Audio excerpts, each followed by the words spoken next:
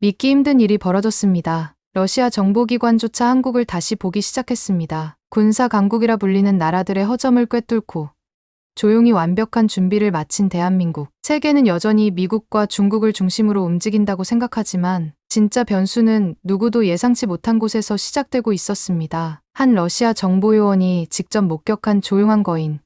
대한민국의 정체. 그 충격적인 진실. 지금 공개합니다. 안녕하세요. 저는 블라덱 수로빈이라고 합니다. 러시아 정부 소속으로 일하고 있습니다. 그냥 정부가 아니라 전략정보국이라는 곳에서 근무 중입니다. 주로 어두운 방에 앉아서 비밀 보고서를 읽고 어떤 나라가 앞으로 우리에게 위협이 될 수 있는지를 분석하는 일이죠. 전혀 화려하거나 멋진 일은 아닙니다. 하지만 저는 이 일에 익숙하고 꽤 잘 해내고 있었습니다. 어느 추운 아침이었습니다. 상관이 제 책상 위에 두꺼운 서류철 하나를 툭 던졌습니다. 새 임무야. 그는 말했습니다. 한국을 조사해. 제가 눈을 깜빡였습니다. 한국이요? 순간 웃음이 나올 뻔했습니다. 사실 우리 정보국 안에서는 한국을 크게 신경 쓰지 않습니다. 작고 남북으로 나뉘어 있고 미국이나 중국, 일본 같은 큰 나라들 사이에 늘 끼어 있는 나라니까요. 대부분은 그냥 미국의 조력자 정도로만 생각합니다. 저는 의자에 기대며 코웃음을 쳤습니다. 이건 이틀이면 끝나겠네요. 제 동료이자 친구인 세르게이도 고개를 끄덕이며 웃었습니다. 식은 죽 먹기지. 그 다음엔 진짜 위협에 집중하자고. 저도 그렇게 생각했습니다. 그냥 이틀. 뭘 숨기고 있나 훑어보고 아마 아무것도 없겠지만 보고서 작성하고 끝. 그럴 계획이었죠. 하지만 파일을 열자 뭔가 이상했습니다. 기본적인 내용은 다 들어있었습니다. 군 병력 규모, 전투기 숫자, 장비 목록 등등. 겉보기엔 정말 평범했습니다. 너무 평범했죠. 뭔가 지나치게 깔끔했습니다. 완벽할 정도로요. 그래도 계속 읽어 나갔습니다. 병사 수요? 평균 수준, 전차, 그럭저럭, 전투기, FA-50 같은 소형기 위주. 특별할 것 없어 보였습니다. 그런데 성과가 이상했습니다. 한국군은 미국과의 합동 군사훈련에 여러 차례 참가했는데 그 결과가 상식 밖이었습니다. 반응 속도는 더 빨랐고 성공률은 더 높았으며 움직임도 훨씬 매끄러웠습니다. 타격력도 강했습니다. 하지만 어떡해요? 평균적인 장비와 인원으로 그들은 평균 이상이 아니라 훨씬 뛰어난 결과를 만들어내고 있었던 겁니다. 이거 조작된 데이터 아냐? 저도 모르게 중얼거렸습니다. 홍보용인 거겠지. 그런데 그게 아니었습니다. 읽으면 읽을수록 뭔가 석연찮았습니다. 운이 좋았거나 사진 찍기 좋은 순간을 잡은 게 아니었습니다. 보고서는 한국 언론이 아니라 미군 장성들이 작성한 자료였고 그들조차 감탄하고 있었습니다. 뭔가 이상했습니다. 그래도 저는 그 파일을 들고 우리 부서 책임자인 셰보르트 장군에게 가져갔습니다. 그는 몇 장 넘겨보더니 금세 덮어버렸습니다. 시간 낭비하지 마. 블라덱. 그는 투박하게 말했습니다. 한국은 그냥 꼭두각시야. 중국이나 나토에 집중해. 저는 고개를 끄덕였지만 제 안에서는 다른 생각이 들기 시작했습니다. 한국은 단순히 미국 그림자 속을 따라다니는 나라가 아니었습니다. 그 아래에는 뭔가 숨겨져 있었습니다. 날카롭고 정돈된 힘 같은 것. 그날 밤 저는 사무실에서 모두가 퇴근한 후에도 책상에 그대로 앉아 있었습니다. 자료를 다시 처음부터 읽었습니다. 영상도 보고 지도도 확인하고 훈련 시간표도 정리해봤습니다. 페이지를 넘길 때마다 마치 어떤 가면을 하나씩 벗겨내는 느낌이었습니다. 그 아래엔 예상보다 훨씬 강한 무엇인가가 숨어 있었습니다. 아직 정확히 뭘 발견한 건지는 몰랐습니다. 하지만 분명한 건 하나 있었습니다. 이 일은 이틀로 끝날 일이 아니었습니다. 어쩌면 제가 알고 있던 힘의 구조를 완전히 바꿔놓을지도 모를 일이었습니다. 다음 날 아침, 저는 일찍 눈을 떴습니다. 머릿속이 여전히 복잡했습니다. 계속해서 한국 생각이 떠나질 않았습니다. 도무지 말이 되지 않았습니다. 겉으로 보기엔 그들의 군대는 평범했습니다. 심지어 지루해 보이기까지 했습니다. 그런데 결과는 너무 뛰어났습니다. 지나치게 깔끔하고 빠르고 효율적이었습니다. 마치 마술사가 텅 빈 모자에서 토끼를 계속 꺼내는 것처럼 믿기 힘든 일이 반복되는 느낌이었습니다. 저는 따뜻한 커피 한 잔을 책상 위에 올려두고 좀 더 깊이 파고들기로 마음먹었습니다. 가장 먼저 최근 5년간 한국이 참여했던 미군 및 나토와의 합동훈련 보고서들을 꺼냈습니다. 바로 그때 이상한 점을 하나 발견했습니다. 한국이 훈련에 참여할 때마다 성과가 점점 더 좋아졌던 겁니다. 그 정도가 단순한 형상이 아니라 눈에 띌 만큼 컸습니다. 반응 속도는 더 빨라졌고 판단은 더 정확해졌으며 작전 수행은 훨씬 깔끔해졌습니다. 이쯤 되자 제 머릿속엔 하나의 의문이 불타오르기 시작했습니다. 대체 어떻게 이런 일이 가능한 거지? 저는 그들의 무기부터 다시 살펴봤습니다. 전차, 전투기, 함정들 특별한 건 없었습니다. 대부분은 한국에서 자체 제작한 것이고 일부는 미국 모델을 개량한 형태였습니다. 결국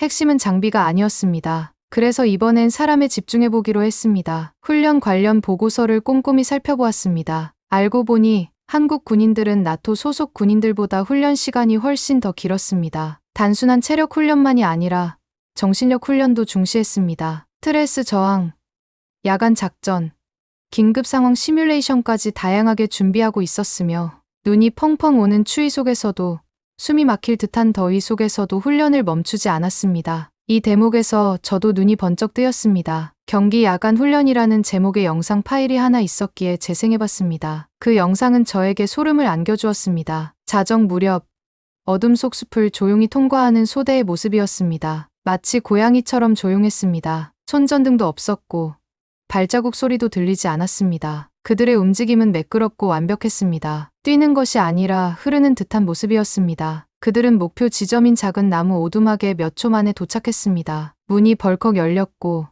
안에는 인질 역할을 한 모형이 있었습니다. 소대는 그것을 구조하더니 마치 그림자처럼 어둠 속으로 사라졌습니다. 이건 단순한 훈련이 아니었습니다. 완벽함 그 자체였습니다. 저는 의자에 기대어 멍하니 있었습니다. 심지어 우리 러시아의 정예부대인 스페츠나츠조차도 이만큼 세련된 움직임은 아니었습니다. 또 다른 파일을 열어보았습니다. 이번엔 707 특임단이라는 부대였습니다. 한국의 특수부대였습니다. 미 해군 네이비 CLSEAL과도 합동훈련을 한다고 나와 있었는데 어떤 보고서에서는 오히려 미국 측이 한국에게 배우고 있다고까지 적혀 있었습니다. 저는 관자놀이를 문질렀습니다. 여기엔 뭔가 있었습니다. 우리 기관 누구도 인정하고 싶지 않은 무언가가요. 세르게이, 저는 맞은편에 앉아있던 그를 불렀습니다. 이거 좀 봐봐. 그는 해바라기 씨를 씹으면서 다가왔습니다. 또 뭐야?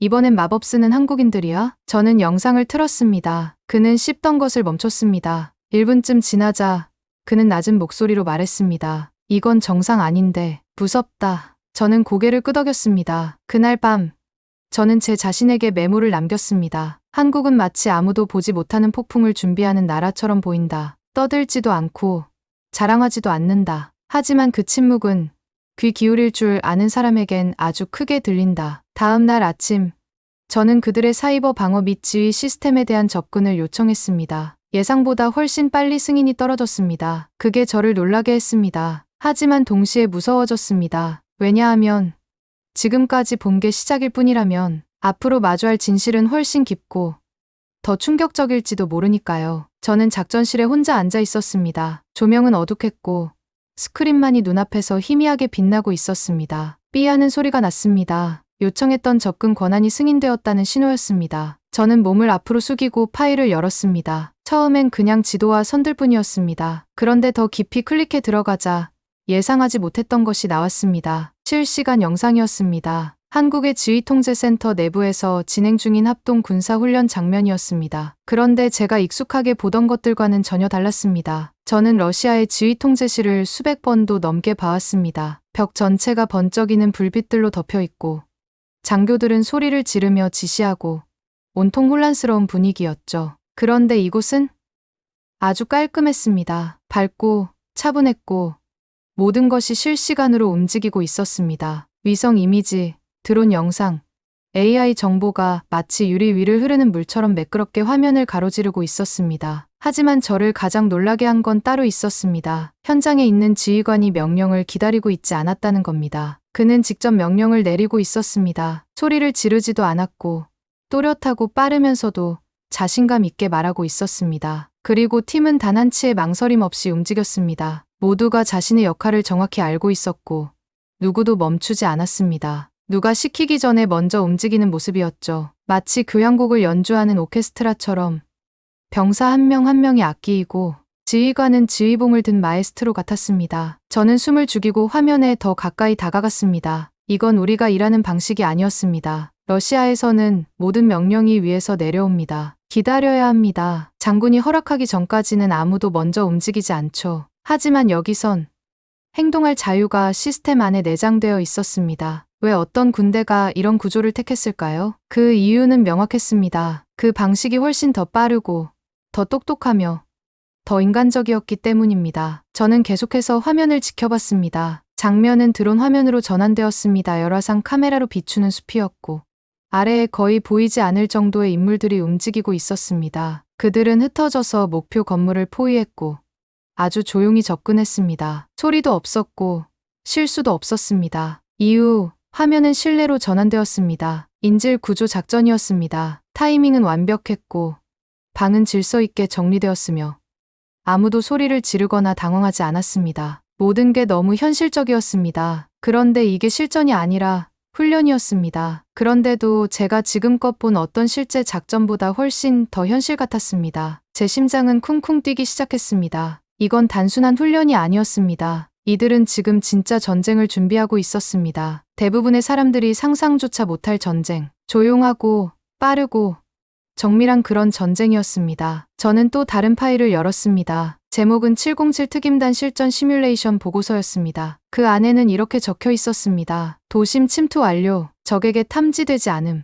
작전 시간 7분, 모든 목표 달성. 7분이라고요? 그건 저희 최정예 팀보다도 빠른 속도였습니다. 저희는 이런 기술을 익히는데 수년이 걸렸는데 말이죠. 그 다음 파일은 UDTSEAL 한국의 해군 특수부대 보고서였습니다. 그들은 몇 시간씩 물속에서 훈련했고 어둠 속에서 이동했으며 모형이 아닌 실제 폭발물을 활용한 실전과 같은 미션을 수행하고 있었습니다. 저는 키보드 위에서 손을 멈췄습니다. 이건 단순한 기술이 아니었습니다. 집착이었고 완벽함이었으며 절제된 훈련이었습니다. 사방을 둘러봤습니다. 정보실 안에 다른 사람들은 다 퇴근하고 없었습니다. 저만 홀로 남아 있었습니다. 그런데도 저는 혼자 있는 느낌이 들지 않았습니다. 스크린 속숲과 도시를 유령처럼 움직이던 그 병사들이 옆에 있는 듯한 느낌이 들었습니다. 그들은 단순한 병사들이 아니었습니다. 그들은 전쟁의 예술가들이었습니다. 그리고 한국 밖에서는 아무도 그것을 제대로 인식하지 못하고 있었습니다. 그게 저를 가장 두렵게 만들었습니다. 왜냐하면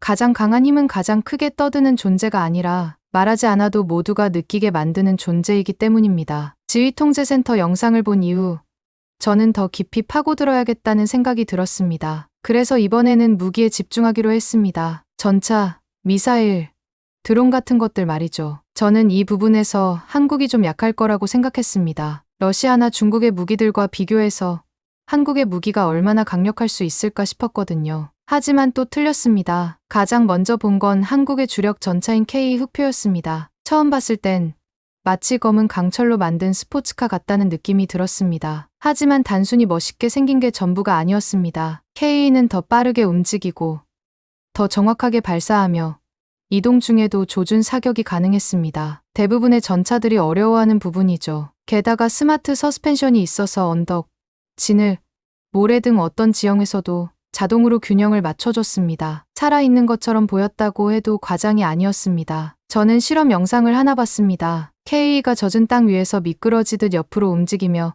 포탄을 발사했습니다. 목표물은 시속으로 이동 중인 트럭이었고 거리도 2km나 떨어져 있었습니다. 결과요?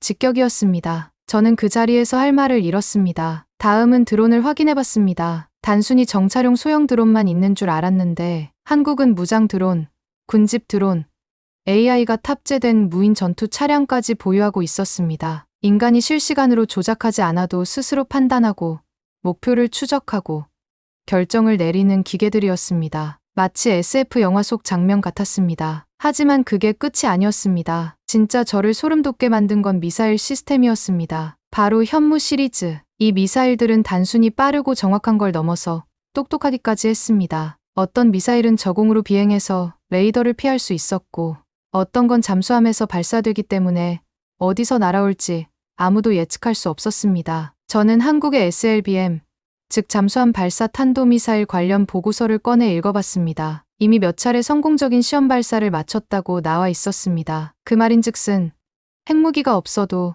바닷속에서 몰래 적국 깊숙이 타격을 할 수 있다는 뜻이었습니다. 그 순간 모든 게 달라졌습니다. 그런데 진짜 무서웠던 건 그 다음이었습니다. 한국은 핵폭탄을 만들 능력이 있습니다. 게다가 굉장히 빠르게 만들 수 있습니다. 저는 그들의 에너지 자료를 확인했습니다. 24기의 원자로, 고급 재처리 설비, 고농축 우라늄 보유. 전문가의 보고서엔 이렇게 적혀 있었습니다. 한국이 핵무기를 만들기로 결정한다면 7일이면 가능하다. 7일이요. 그건 준비하거나 대응할 시간이 아닙니다. 그건 그냥 눈 한 번 깜빡일 시간입니다. 저는 이 내용을 우리 최고 핵무기 분석가에게 보여줬습니다. 그는 감정 기복이 거의 없는 사람이었습니다. 그런데 그가 보고서를 읽고 저를 바라보며 이렇게 말했습니다. 그들은 못 만드는 게 아니라 안 만들기로 선택한 것이야. 그게 더 무서운 거지. 저는 그의 말에 고개를 끄덕일 수밖에 없었습니다. 한국은 북한처럼 관심을 끌기 위해 핵을 만든다거나 미국처럼 떠들썩하게 행동하거나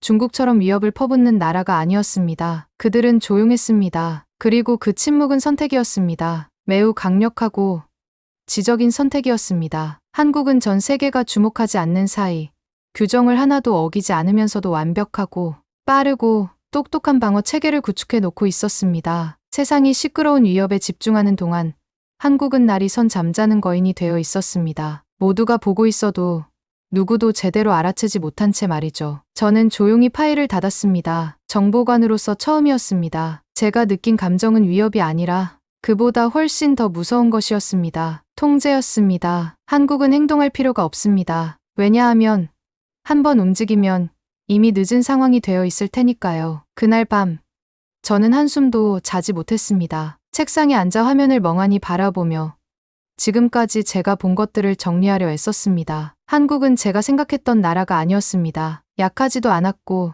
작지도 않았으며 미국의 단순한 조력자도 아니었습니다. 전혀 다른 존재였습니다. 날카롭고 조용하며 위험한 존재. 저는 새 문서를 열고 타이핑을 시작했습니다. 제목 전략적 오판 대한민국. 하나하나 조심스럽게 단어를 골라가며 썼습니다. 모든 문장이 중요했습니다. 대한민국은 단순히 미국의 동맹국이 아닙니다. 그들은 독립적인 전략, 시스템, 전력을 갖춘 독자적인 군사 강국입니다. 그들의 침묵은 약함의 표시가 아닌 선택입니다. 그것도 매우 강력한 선택입니다. 저는 제가 알아낸 모든 내용을 정리했습니다. 지휘통제센터의 빠른 판단력, 특수부대의 완벽한 팀워크, 고성능 K 전차, 스텔스 드론, 스마트 미사일, 그리고 숨겨진 핵무장 잠재력까지. 영상, 그래프, 인터뷰, 분석 자료도 첨부했습니다. 단순한 보고서가 아니었습니다. 경고였습니다. 저는 이것을 전략적 맹점이라 명명했습니다. 세상이 무시했던 나라. 왜냐하면 그 나라가 소리를 지르지 않았기 때문입니다. 하지만 만약 한국이 언젠가 그 침묵을 깨기로 결정한다면 세상은 준비되어 있지 않을 겁니다. 아침이 되었을 무렵 저는 40페이지가 넘는 보고서를 완성했습니다. 보고서를 들고 저는 김복도를 따라 셰보르트 장군의 사무실로 향했습니다. 손이 떨렸습니다. 무서워서가 아니라 그만큼 이 내용이 무게감 있었기 때문입니다. 이건 뭔가를 바꿔놓을 거라는 확신이 있었거든요. 문을 열고 들어갔을 때 그는 신문을 읽고 있었습니다. 표정은 지루해 보였습니다. 이번엔 뭐야? 블라덱.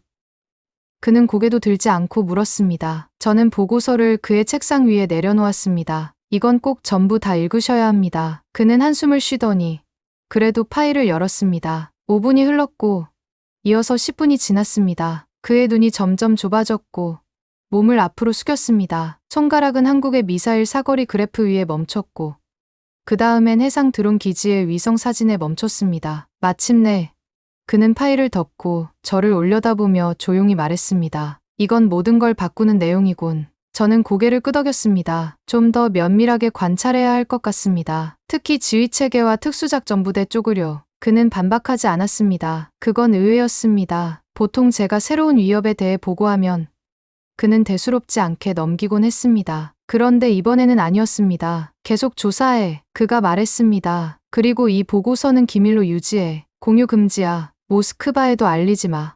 저는 다시 고개를 끄덕였지만 속으로는 혼란스러웠습니다. 이제 이건 단순히 러시아를 위한 보고가 아니었습니다. 진실에 관한 문제였고 그 진실을 누가 알아야 하느냐에 대한 문제였습니다. 그날 오후 저는 본부를 돌아다니면서 이상한 분위기를 느꼈습니다. 평소에 제가 한국 이야기를 꺼내면 비웃던 사람들조차 조용해졌습니다. 일부는 제 보고서를 출력해서 책상 위에 두고 있었습니다. 컴퓨터 화면에 포스트잇이 붙어 있었고 지도에는 빨간 동그라미와 밑줄이 그어져 있었습니다. 이제 그들도 믿기 시작한 겁니다. 저는 더 이상 혼자가 아니었습니다. 하지만 계속 마음에 걸리는 게 하나 있었습니다. 왜 한국은 이 힘을 숨기고 있을까? 왜 더 많은 권력이나 존중을 요구하지 않을까? 그러다 문득 깨달았습니다. 어쩌면 그들은 권력을 원하지 않는 것일 수도 있다는 생각이 들었습니다. 그들은 단지 준비되어 있으려는 것일 수도 있습니다. 공격하기 위해서가 아니라 전쟁이 시작되기 전 이미 끝내기 위해서. 그 생각은 하루 종일 제 머릿속을 떠나지 않았습니다. 무서웠습니다. 동시에 감탄스러웠습니다. 왜냐하면